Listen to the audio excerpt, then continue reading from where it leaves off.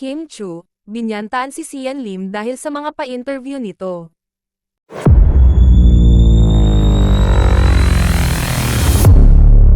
Usap-usapan ngayon ng ilang mga netizens sa social media ang ibinuking umano ng aktres na si Kim Chu patungkol sa nangyaring hiwalayan nila ng kapuso aktor na si Sian Lim.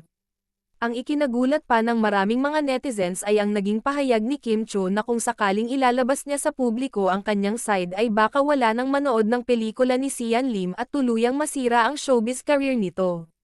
Matatandaan na naging laman mga balita ang patungkol sa naging pahayag ni Kim Chu sa isang panayam sa labas ng airport noong papunta sila ni Paolo Avellino sa Dubai. Dahil nasa labas ang interview ay maraming mga netizens ang nanonood at kumukuha rin ng video. Bago pa man magumpisa ang panayam ni MJ Felipe sa aktres ay may kumukuha na ng video kay Kim Chu.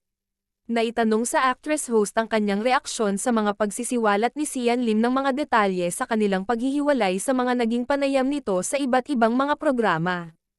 Panay rin ang tila pagpaparinig ni Sian Lim patungkol sa nangyari na tila pinoprovoke niya si Kim Chu na magbigay ng pahayag.